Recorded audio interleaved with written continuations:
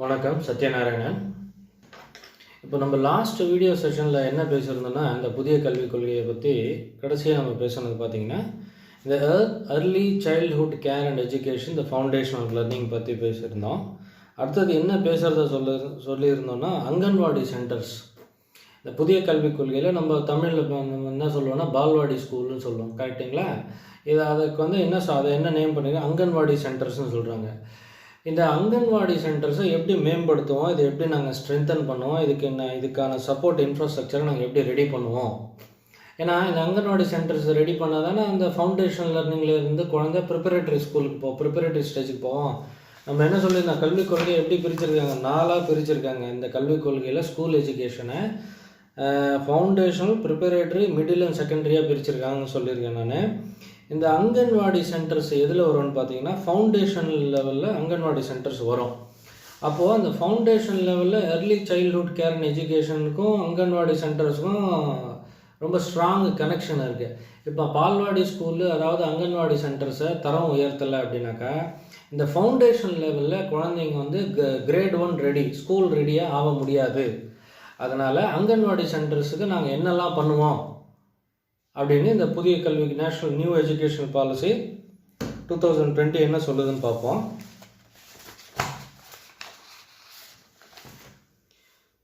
Anganwadi centers will be strengthened with high quality infrastructure, play equipment, well trained Anganwadi workers and teachers. என்ன சொல்கிறாங்க, அங்கன்வாடி சென்டர்னால் வெறும் கட்டிடம் மாத்திரம் கிடையாது. ஒரு பெரிய புதுசாக ஒரு பில்டிங் காசு செலவு பண்ணி பில்டிங் கட்டிட்டா மாத்திரம் அங்கன்வாடி சென்டர் ஒரு மிகப்பெரிய பால்வாடி ஸ்கூல் ஆகிடாது. என்ன சொல்கிறாங்க, இன்ஃப்ராஸ்ட்ரக்சரையும் டெவலப் பண்ணுவோம், அதையும் தாண்டி well trained anganwadi workers and teachers, அந்த பால்வாடி ஸ்கூலில் இருக்கிற டீச்சர்ஸ் இருக்காங்க இல்லையா, குழந்தைங்களை அந்த ப்ரிப்பரேட்டரி ஸ்டேஜில் ரெடி பண்ணுறதுக்கு அந்த டீச்சர்ஸை வெல் ட்ரெயின்டாக நாங்கள் அவங்கள ரெடி பண்ணுவோன்றதை கல்விக் கொள்கை சொல்லுது. இதை தவிர்த்து அதற்கு தேவையான ஹை குவாலிட்டி இன்ஃப்ராஸ்ட்ரக்சரு, ப்ளே எக்யூப்மெண்ட்டையும் நாங்கள் கொடுப்போம். கேட்கலாம், எந்த அங்கன்வாடி ஸ்கூல்லங்க இந்த மாதிரி சரியாக பண்ணுறாங்க, சரியாக பண்ணுறது இல்லைங்க, ஆல்ரெடி இருக்குது பால்வாடி ஸ்கூலில், யாரும் சரியாக கேர் எடுத்துக்கிறது இல்லை, அந்த மாதிரி ஒரு மாதிரி ஸ்டாண்டர்ட்லாம் இருக்குது. நான் என்ன சொல்கிறேன்னா, புதிய கல்விக் கொள்கையில் என்ன சொல்கிறாங்க, நாங்கள் மேம்படுத்துவோம் சொல்கிறாங்க. இப்போ அவங்க நடக்குமா நடக்காதான்றதை அதுக்கு பின்னாடி ஃப்யூச்சரில் நடக்க போகிற விஷயம். அது நடக்கலை சரியாக இந்த கல்விக் கொள்கையை போட்டும் புதுசாக அங்கன்வாடி சென்டர்ஸை சரியாக நான் மேம்படுத்தலை மத்திய அரசு. இப்போ இருக்கிற நிலையில தான் அங்கன்வாடிஸு ஃப்யூச்சர்லேயும் இருக்குதுன்னா அப்போ நம்ம குறை சொல்லுவோம். நடக்கிறதுக்கு முன்னாடியே நம்ம குறை சொல்லக்கூடாதுன்றது என்னுடைய கருத்து. சரிங்களா? நியூ எஜுகேஷனல் பாலிசி கொண்டு வந்தாங்க, பாலிசி லெவலில் இதெல்லாம் பண்ணுவோன்னு சொல்கிறாங்க. நாளைக்கு பண்ணது பிறகு இப்போ எக்ஸிஸ்டிங் இருக்கிற சிஸ்டத்தை விட அது எஃபெக்டிவாக இல்லை, இருக்கிற சிஸ்டம் மாதிரியே தான் இருக்குன்னா அப்போ நம்ம எல்லாம் ஒன்று கூடி குறை சொல்லலாம். இப்போயே குறை சொல்கிறதுல எந்த பிரயோஜனம் இல்லைன்றது என்னுடைய கருத்து. சரிங்களா? ரைட்டு. என்ன சொல்கிறாங்க, ப்ளே எக்யூப்மெண்ட்டு, வெல் ட்ரெயின்ட் அங்கன்வாடிஸை நான் ப்ரொவைட் பண்ணுறேன் அப்படின்றது இந்த பாலிசி சொல்லுது. இது தவிர்த்து every Anganwadi will have a well ventilated, well designed, child friendly, well constructed building with an enriched learning environment. அந்த இன்ஃப்ராஸ்ட்ரக்சர் எப்படி இருக்கும், வெல் டிசைன்டாக இருக்கும், காற்றோட்டமாக, வெல் வென்டிலேட்டடு, சைல்டு ஃப்ரெண்ட்லி, குழந்தைங்களுக்கு ஏதுவாக. சரிங்களா?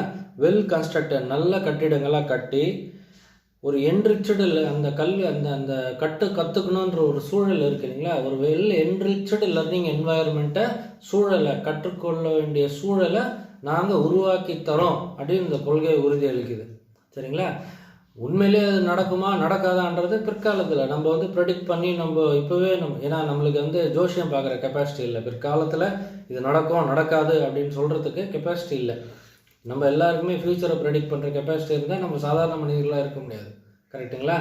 அதனால் அந்த குறை சொல்லணும் அப்படின்ற ஒரு கட்டம் இருக்கு இல்லையா, அதை நம்ம ஃப்யூச்சருக்கு வச்சுக்கலாம். ஒருவேளை உண்மையிலே நடக்கலைன்னா நம்ம எல்லோரும் சேர்ந்து குறை சொல்லலாம்.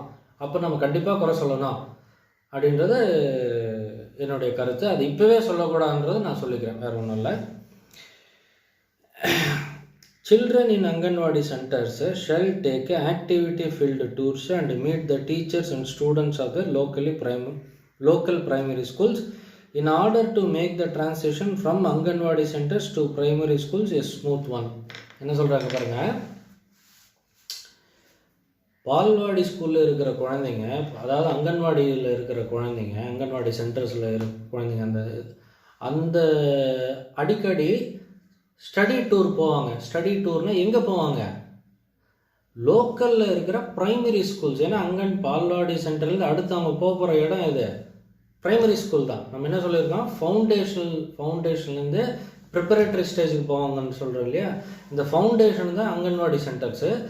இந்த அங்கன்வாடி சென்டர்ஸ்லேருந்து அடுத்து அவங்க போகிற இடம் என்ன, குழந்தைங்க ப்ரைமரி ஸ்கூல்ஸு. அப்போது 3 வருஷம் 1 வருஷம் அங்கே இருந்துட்டு திடீர்னு எடுத்துகிட்டு போய் ஒரு குழந்தைய புது என்வாயர்மெண்ட்டில் போடாமல், ப்ரைமரி ஸ்கூலுன்ற புது என்வாயர்மெண்ட்டில் போடாமல், அங்கன்வாடி சென்டரில் இருக்கும்போதே நாங்கள் ஸ்டடி டூருக்கு கூட்டிகிட்டு போவோம். எங்கே கூட்டிகிட்டு போவோம்? லோக்கலில் இருக்கிற ப்ரைமரி ஸ்கூல்ஸுக்கு கூட்டிகிட்டு போய் இருக்கிற டீச்சர்ஸ் கூட இன்ட்ராக்ட் பண்ண வைப்போம் அப்படின்னு சொல்கிறாங்க. இதனால் என்ன ஆகும்னா, நாளைக்கு அந்த குழந்தை ப்ரைமரி ஸ்கூல் போகும்போது அந்த டீச்சரை புதுசாக பார்க்க மாட்டாங்க. ஆல்ரெடி அவங்களுக்கு தெரிஞ்சிருக்கும், சரிங்களா, பழக்கப்பட்டிருப்பாங்க அந்த குழந்தைங்க. அதனால் என்ன ஆகும், அவங்க டிரான்சிஷன் ஃபவுண்டேஷன்லேருந்து அந்த ப்ரிப்பரேட்டரி ஸ்டேஜுக்கு போகிறாங்க இல்லையா, அந்த ப்ரிப்பரேட்டரி ஸ்டேஜுக்கு போகும்போது அந்த டிரான்சிஷன், இந்த மூமெண்ட் இருக்கு இல்லைங்களா, ஸ்மூத்தாக இருக்கும் அப்படின்றது கல்விக் கொள்கை சொல்லுது.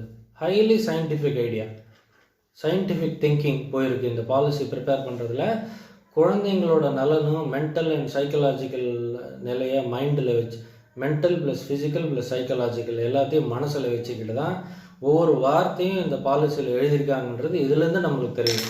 ஏன்னா சும்மா சொல்லலைன்னா அங்கன்வாடி சென்டரில் இருப்பாங்க 3 வருஷம், அது 3 வருஷம் முடிஞ்சோடனே நாங்கள் எடுத்துகிட்டு போய் ப்ரைமரி ஸ்கூலில் போட்டுருவோங்க, ப்ரைமரி ஸ்டேஜில் போட்டுருவோம். ப்ரைமரியில் முடிஞ்சுதா ப்ரைமரியிலேருந்து தூக்கிட்டு போய் நாங்கள் ப்ரிப்பரேட்டரிலேருந்து தூக்கிட்டு போய் அடுத்த ஸ்டேஜ் மிடில் போட்டுருவோம். மிடில்லேருந்து நாங்கள் எடுத்துகிட்டு போய் அடுத்த ஸ்டேஜில் போட்டுருவோம்னு சொல்லலையே.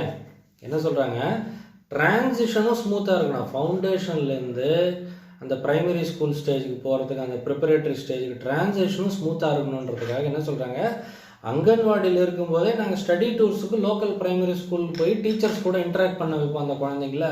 ஸோ தட் அந்த அங்கன்வாடி ஸ்டேஜ் முடிஞ்சு அவங்க அந்த இதுக்கு போகும்போது தெரிந்த முகங்களாக இருக்கும். ஐயோ அந்த டீச்சர் நம்ம பார்த்துருக்குமே, நமக்கு தெரியுமே. அப்போ அவங்க கவலைப்படாமல் தைரியமாக போவாங்க. ஒரு புது என்வாயர்மெண்ட்டாக, புதுசாக ஒரு போகிற இடமா இருக்காது அவங்களுக்கு, குழந்தைங்களுக்கு. So they will feel free and also they will feel comfortable. சரிங்களா, உயர்ந்த சிந்தனை. அடுத்து என்ன சொல்கிறாங்க பாருங்கள், Anganwadis shall be fully integrated into school complexes and clusters, and Anganwadi children, parents and teacher will be invited to attend and participate in school programs. என்ன சொல்கிறாங்க, இந்த anganwadi centres they will be fully integrated into school clusters. School complex பக்கத்துலேயோ இல்லை அதே காம்ப்ளெக்ஸ்லேயோ இல்லை பக்கத்துலேயே இன்டெகிரேட்டடாக இருக்கும். இது ஒரு தனி ஸ்டாண்டலோன் சென்டராக இல்லாமல் இன்டெகிரேட்டடாக இருக்கும். சரிங்களா, அப்போ தான் இது அந்த அங்கன்வாடி சென்டர்ஸ் ஒரு தனி செட்டப்பாக இல்லாமல் ஒரு ஸ்கூல் கிளஸ்டர்லேயோ, அதாவது கிளஸ்டர்னால் ஒரு 8 ஸ்கூல் சேர்ந்து ஒரு கிளஸ்டராக, ஒரு உதாரணத்துக்கு சொல்கிறேன். கிளஸ்டர்னால் மோர் தென் 1 ஸ்கூலில் கிளஸ்டராக ஃபார்ம் பண்ணுவாங்க, 5 ஸ்கூல். அப்போ தான் கிளஸ்டரை மேனேஜ் பண்ணுறது ஈஸி, அதனால கிளஸ்டர்ஸ்னு சொல்கிறாங்க. ஒன்று, இந்த அங்கன்வாடி சென்டர் கிளஸ்டரை ஒட்டி இருக்கும், கிளஸ்டரை சார்ந்து இருக்கும். அப்போ தான் இந்த குழந்தைங்க என்ன பண்ணுவாங்க, அங்கன்வாடிலேருந்து டக்குன்னு ப்ரைமரி ஃபவுண்டேஷனுக்கு டக்குன்னு டிரான்சிஷன் பண்ணி போயிடுவாங்க. இந்த கிளஸ்டரில் இருக்க ஏதாவது ஒரு ஸ்கூலுக்கு போயிடுவாங்க. அது மாதிரி இந்த அங்கன்வாடிஸ் அந்த ஸ்கூலோட கிளஸ்டரை சார்ந்தோ ப்ரைமரி ஸ்கூலோட கிளஸ்டரை சார்ந்தோ அல்லது அந்த காம்ப்ளெக்ஸஸ், ஸ்கூல் காம்ப்ளெக்ஸஸ் ஒட்டியோ இருக்கும். அப்போ தான் அவங்களுக்கு டிரான்சிஷன் குழந்தைங்களுக்கு ஈஸியாக இருக்கும் அப்படின்னு சொல்கிறாங்க. இதை தாண்டி இந்த அங்கன்வாடி சில்ட்ரன்னு, அதாவது அங்கன்வாடி சில்ட்ரன் தாண்டி அந்த அவங்க பேரண்ட்ஸ் இருக்காங்களே, குழந்தைங்களோட பேரண்ட்ஸு, அவங்களையும் நாங்கள் ஸ்கூல் ப்ரோக்ராம்ஸில் பார்ட்டிசிபேட் பண்ணுறதுக்கு இன்வைட் பண்ணுவோம். ஸோ தட்டு இது ஒரு கலெக்டிவ் ப்ராசஸ். எல்லாருக்கும் என்ன நடக்குதுன்னு தெரியும், பேரண்ட்ஸுக்கும் என்ன நடக்குதுன்னு தெரியும், அந்த அங்கன்வாடி டீச்சர்ஸுக்கும் ஒரு இன்வால்மெண்ட் வரும். எல்லோரும் சேர்ந்து அந்த குழந்தைய உயர்த்தி டெவலப் பண்ணி நெக்ஸ்ட் லெவலுக்கு புஷ் பண்ணி விடணும். அதாவது அந்த குழந்தைக்கு கஷ்டம் தெரியாமல் நெக்ஸ்ட் லெவலுக்கு மூவ் பண்ணி விடணும். உயர்ந்த சிந்தனை. இந்த அங்கன்வாடி சென்டர்ஸை தவிர்த்து, அதாவது ஒன்ஸ் ஒரு குழந்தை அந்த பால்வாடி ஸ்கூலை தாண்டி, அதாவது பால்வாடி அல்லது அங்கன்வாடி சென்டர்ஸை தாண்டி அந்த அந்த அந்த காலகட்டத்தை முடிச்சுட்டு ப்ரைமரி ஸ்கூலுக்கு போகுது இல்லைங்களா, ப்ரைமரி ஸ்கூல் போகும்போது அந்த அந்த அந்த நாங்கள் என்ன பண்ணுவோம், அதை என்ன ஸ்டேஜை நாங்கள் கன்சிடர் பண்ணுவோன்ட்டு நம்ம ஆல்ரெடி சொல்லியிருக்கோம். என்ன சொல்லியிருக்காங்க, ஃபவுண்டேஷனுக்கு அடுத்தது வந்து பார்த்திங்கன்னா ப்ரிப்பரேட்டரி அப்படின்னு நான் சொல்லியிருக்கேன். 0 to 3 வந்து 3 இயர்ஸ்க்குள்ளே வந்து ஃபவுண்டேஷனு. அதுக்கு அடுத்தது வந்து வந்து என்ன சொல்லியிருக்காங்க, ப்ரிப்பரேட்டரி ஸ்டேஜ். இப்போது என்ன சொல்ல 1.6 செக்ஷனில் என்ன சொல்லுது பாருங்கள் கல்விக் கொள்கை. It is envisaged that prior to the age 5 every child will move to a preparatory class or Balvatika. So என்ன சொல்லுது, அதாவது 5 வயசுக்குள்ளே ஒரு குழந்தை ப்ரிப்பரேட்டரி கிளாஸுக்கு போயிடும். ப்ரிப்பரேட்டரி கிளாஸ்னால் இங்கே நம்ம புது கல்விக் கொள்கையில் ஃபவுண்டேஷனலுக்கு அதுக்கப்புறம் ப்ரிப்பரேட்டரி. ஸோ 5 வயசுக்குள்ளே ஒரு குழந்தை ப்ரிப்பரேட்டரி கிளாஸுக்கு போயிடும். ஓகேங்களா, தட் இஸ் கிளாஸ் 1 இல்லை பிஃபோர் கிளாஸ் 1 அந்த ஸ்டேஜுக்கு போயிடும், ப்ரிப்பரேட்டரி ஸ்டேஜுக்கு போயிடும். அப்போது அந்த the learning in preparatory classes shall be based on play based learning with focus on developing cognitive affective psychomotor abilities and early literacy and numeracy. அந்த preparatory class ஸ்டேஜுக்கு போன உடனே, அதாவது கிளாஸ் 1 அல்லது பிஃபோர் கிளாஸ் 1 ஸ்டேஜுக்கு நம்ம எப்படி சொல்லிக்கலாம்னா ப்ரீகேஜி இல்லை எல்கேஜி யூகேஜி அல்லது கிளாஸ் 1. ப்ரீகேஜி இல்லை, எல்கேஜி யூகேஜி அல்லது கிளாஸ் 1 அந்த ஸ்டேஜுக்கு போயிடும். ப்ரிப்பரேட்டரி ஸ்டேஜ்னால் ஒரு குழந்தை அந்த ஸ்டேஜுக்கு போயிடும். 5 வயசுன்னு சொல்கிறாங்களே, 5 வயசுனா நம்ம நார்மலாக என்ன பண்ணுவோம், குழந்தை 1 எல்கேஜி யூகேஜி இல்லை ஃபஸ்ட் ஸ்டாண்டர்ட், இந்த 3 ஸ்டாண்டர்டில் ஏதாவது ஒரு ஸ்டாண்டர்டில் இருக்கும். ஒரு குழந்தைக்கு 5 வயசு ஆகுதுன்னா, கரெக்டுங்களா? ஸோ அதுதான் இந்த பாலிசி என்ன சொல்லுது, என்விசேஜ் பண்ணுது. என்விசேஜ்னால் இப்படி போவாங்க அப்படின்றத வந்து ரெக்கக்னைஸ் பண்ணுது. ஸோ 5 வயசுக்குள்ளே ப்ரிப்பரேட்டரி கிளாஸுக்கு போயிடும் ஒரு குழந்தை, அதை தான் பாலாவத்திகா அப்படின்னு சொல்கிறாங்க. ஸோ அந்த ப்ரிப்பரேட்டரி கிளாஸில் போனால் எப்படி இருக்கும் லர்னிங் வந்து, அந்த ப்ரிப்பரேட்டரி ஸ்டேஜில் அந்த குழந்தைக்கு எப்படி இருக்கும்னு சொல்கிறாங்க பாருங்கள். The learning shall be based, it will be based on play based, அதாவது விளையாட்டை சார்ந்து play based learning with a focus on developing காக்னிட்டிவ்னா மூளை, அறிவு சார்ந்த மூளை சார்ந்த எப்படியாவது வச்சுக்கலாம், மென்டல் ஃபேக்கல்ட்டி. சைக்கோமோட்டர் மோட்டர் எபிலிட்டிஸ்னால் நான் ஒரு நார்மலாக ஒரு ஹை ஸ்டாண்டர்ட் ஸ்கூலில் படிச்சிங்கன்னு வச்சுங்களேன், வருஷத்துக்கு 1 லட்ச ரூபா ஃபீஸ் கட்டி படிக்க வச்சிங்கன்னா ஒரு ரிப்போர்ட் கார்டு கொடுப்பாங்க. அந்த ரிப்போர்ட் கார்டில் எல்கேஜி யூகேஜி ஸ்டாண்டர்டுன்னு நான் சொல்கிறேன், ஃபஸ்ட் ஸ்டாண்டர்ட் அந்த ரேஞ்சில் இருக்க குழந்தைங்க சொல்கிறேன். அந்த ஒவ்வொரு 4 சப்ஜெக்ட் இருக்கும் பொதுவாக. அந்த சப்ஜெக்டோட மார்க்கு, ரேங்க்கு, கிரேடெல்லாம் போடுவாங்க. இதை தாண்டி பக்கத்தில் இன்னொரு காலம் போடுவாங்க, சைக்கோ மோட்டர் எபிலிட்டிஸ்ன்னு போடுவாங்க, இல்லை மோட்டர் எபிலிட்டிஸ்ன்னு போடுவாங்க. இந்த மாதிரி அதுக்கு என்ன அர்த்தம்னா, குழந்தை அந்த ஏஜில் எப்படி பிஹேவ் பண்ணுது, எப்படி ஓடுது, எப்படி நடக்குது, கேட்குற வார்த்தைக்கு எப்படி ரெஸ்பாண்ட் பண்ணுது, சைக்காலஜிக்கலாக அது கரெக்டாக இருக்கா, இந்த விஷயம்லாம் பார்த்திங்கன்னா இது எல்லாமே இந்த சைக்கோ மோட்டர் எபிலிட்டிஸில் வந்துடும். இப்போ நார்மல் ஸ்கூலில் அது நடக்காது, எனக்கு தெரியும், அதனால் நான் சொல்கிறேன்.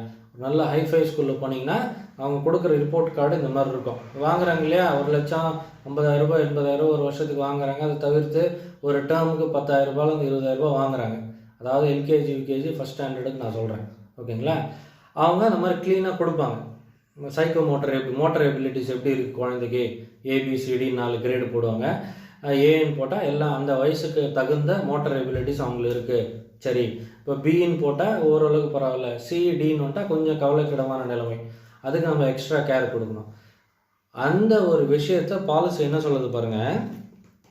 என்ன பண்ணுவோம், ப்ளே பேஸ்டு லர்னிங்கு இதையும் தாண்டி அவங்களோட காக்னிட்டிவ் எபிலிட்டியும் எஃபெக்டிவாக டெவலப் பண்ணுவோம். அதே மாதிரி அவங்களோட சைக்கோ மோட்டர் எபிலிட்டிஸையும் இம்ப்ரூவ் பண்ணுவோம் அப்படின்னு வந்து கல்விக் கொள்கை சொல்லுது. இதை தாண்டி என்ன சொல்கிறாங்க, அர்லி லிட்ரஸி அண்ட் நியூமரசி. அர்லி லிட்ரஸின்னா அந்த குழந்தையில் அந்த சின்ன சின்ன விஷயங்கள், படிப்பறிவு, சின்ன விஷயங்கள். அதை நான் சொன்னேன், ஆல்ரெடி நான் சொல்லிட்டேன். இப்போ குழந்தையிலேயே வந்து சூப்பர்மேன் ஆக்கணும், எம்பிபிஎஸ் சிலபஸ் கட்சி அந்த குழந்தைய சூப்பர்மேன் ஆக்கணும்னு நான் எங்கேயுமே டிக்ளேர் பண்ணல கல்விக் கொள்கை. அந்த அர்லி ஸ்டேஜில் என்ன பேசிக்கான தேவையோ, ஏபிசிடியோ 1 to 3 எஃபெக்டிவாக நாங்கள் சொல்லித்தரோம். அதுதான் அர்லி லிட்ரஸி அண்ட் நியூமரசி, ரெண்டுத்தையும் அந்த குழந்தைக்கு நாங்கள் சொல்லித்தருவோம், அதுக்கான முயற்சிகள் எடுப்போம் அப்படின்னு கொள்கை ரீதியாக முடிவு எடுத்திருக்க அரசாங்கம். அதுதான் இந்த நியூ எஜுகேஷன் பாலிசி சொல்லுது. இது தேவை தானே? 1 lakh கொடுத்து இப்போ ஒரு நல்ல ஹைஃபை ஸ்கூலில் படிக்கிற குழந்தைக்கு தான் இந்த எபிலிட்டி வரணும்னு இல்லையா? எல்லா குழந்தைகளும் சம உரிமை வேணுன்றது கல்விக் கொள்கை நினைக்கிறது. ஸோ இதை தாண்டி என்ன சொல்கிறாங்க பாருங்கள், ப்ரைமரி ஸ்டேஜில் இப்போ குழந்தை போயிருச்சுங்க. போன உடனே நாங்கள் என்ன பண்ணுவோம் ப்ரைமரி ஸ்டேஜில் அப்படின்னு வந்து என்ன சொல்லுது பாருங்கள், மதிய உணவு திட்டம், மிட் டே மீல் ப்ரோக்ராம் வந்து ப்ரிப்பரேட்டரி கிளாஸஸ்க்கும் ப்ரைமரி ஸ்கூல்ஸுக்கும் நாங்கள் எக்ஸ்டெண்ட் பண்ணுவோம். இப்போ இது வரைக்கும் என்ன இருக்குது, அங்கன்வாடிஸ் பால்வாடி ஸ்கூலில் தான் இருக்குது. மேபி ஒரு சில ஸ்டேட்லேயோ வந்து ப்ரிப்பரேட்டரி ஸ்கூலில் கூட இருக்கலாம். இந்த மிட் டே மீல் ப்ரோக்ராமை ப்ரிப்பரேட்டரி ஸ்டேஜ்லேயும் ப்ரைமரி ஸ்கூல் ஸ்டேஜ்லேயும் ஃபுல்லாக நாங்கள் நாடு முழுசும் எக்ஸ்டெண்ட் பண்ணுவோம் அப்படின்னு சொல்கிறாங்க. எவ்வளோ பெரிய விஷயம் அது! இந்தியான்றது மிகப்பெரிய நாடுங்க. அமெரிக்காவோட ஜனத்தொகை 30 கோடி தான், 33 கோடி. இந்தியாவோட ஜனத்தொகை எவ்வளோ? கண்ணுக்கு தெரிஞ்சு 130 கோடி. நான் சொல்கிறேன் 150 கோடி. கண்ணுக்கு தெரிஞ்சு 130 கோடி. ஜென்ரலாக பார்த்தா 150 கோடி இந்த நாட்டோட ஜனத்தொகை. அமெரிக்கா வல்லரசுன்னு சொல்கிறோம், அதோட ஜனத்தொகை 30 கோடி தான், 33 கோடின்னு வச்சிங்களேன். 150 கோடி உள்ள நாடுக்கு மிட் டே மீல் ப்ரோக்ராம் நான் வந்து பரவாயில்ல நாடு ஃபுல்லாக கொடுக்குறேன். ஒரு ப்ரைமரி ஸ்கூல் ஸ்டேஜில் நாடு ஃபுல்லாக மிட் டே மீல் ப்ரோக்ராம் நான் இன்ஷூர் பண்ணுறேன்னு ஒரு கல்விக் கொள்கை சொல்லுதுன்னா, இதை விட ஒரு வெல்ஃபேர் ஸ்டேட் பாலிசி ஏதாவது இருக்கா? அப்போ இந்த அரசாங்கம் யாருக்கான அரசாங்கம்? இது ஏழைகளுக்கான அரசாங்கம் இது. சரிங்களா? இது மிகப்பெரிய சாதனை. இதை பண்ணியே தீர்வுன்ட்டு கொள்கை ரீதியாக முடிவு எடுத்திருக்கு அரசாங்கம்.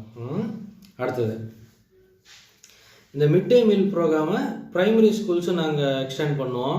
அடுத்து health checkup, growth monitoring and that are available anganwadi system shall also be made available to preparatory class students as well as primary students. அதே மாதிரி நான் மறுபடியும் ரிப்பீட் பண்ணுற பாருங்கள், இந்த ஹைஃபை ஸ்கூல்ஸில் பார்த்தீங்கன்னா குழந்தைங்களுக்கு வந்து ரெகுலராக ஹெல்த் செக்கப் பண்ணுவாங்க. ரெகுலராக பல் செக்கப் கூட பண்ணுவாங்க. டென்டிஸ்ட் செக்கப், ஒரு டென்டிஸ்ட் வருவார். 3 மாதத்துக்கு வந்து ஒரு வாட்டி டென்டிஸ்ட்டு பல்லு செக் பண்ணிட்டு போவார். ஒரு 3 மாதம் ஒரு வாட்டி ஐ டாக்டர் வந்து கண்ணை செக் பண்ணிட்டு போவாங்க. ஒரு 3 மாதம் ஒரு வாட்டி ஜென்ரல் செக்கப்பு குழந்தைங்களுக்கு பண்ணுவாங்க. எல்லாம் அந்த குழந்தைங்களுக்கு கண்ணுக்கு தெரிஞ்சு ஏதாவது உடம்புல ஏதாவது குறைகள் இருந்தால் செக் பண்ணுவாங்க, ஹெல்த் செக்கப் பண்ணுவாங்க. இந்த ஒரு ஃபெசிலிட்டியை நான் வந்து அங்கன்வாடி சென்டர்ஸுக்கும் கொடுப்பேன், ப்ரைமரி ஸ்கூல்ஸுக்கும் கொடுப்பேன் அப்படின்னு வந்து இந்த கொள்கை சொல்லுது. பெரிய விஷயம் தானே இது? பெரிய விஷயம் தானே? சாதாரண மக்களுக்கு இது எவ்வளோ பெரிய வரப்பிரசாதம். கண்டிப்பாக வரவேற்பாங்க இல்லையா அவங்க? இதை தடுத்து நிறுத்தணுன்றது நினைக்கக்கூடாது. இந்த எதிர்க்கிறவங்களுக்கு இந்த மாதிரி விஷயங்கள்லாம் இதில் இருக்குது, தெரிஞ்சு புரிஞ்சுக்கிட்டு இது ஏழைங்களுக்கு உதவ போகிற விஷயம். இதை தடுத்து நிறுத்த செயலில் நம்ம போய் சேரக்கூடாதுன்றது என்னுடைய வேண்டுகோள். என்ன சொல்கிறாங்க பாருங்கள், to prepare an initial cadre of high quality teachers in anganwadis, current anganwadi workers will be trained through a systematic effort. சரிங்களா? நான் இதுக்கு முன்னாடி சொன்ன மாதிரி பில்டிங் மாத்திரம் நல்லா பக்காவாக கட்டி பெயிண்ட் அடிச்சுட்டா மாத்திரம் அது ஒரு நல்ல ஒரு அவுட்புட் வந்துடாது.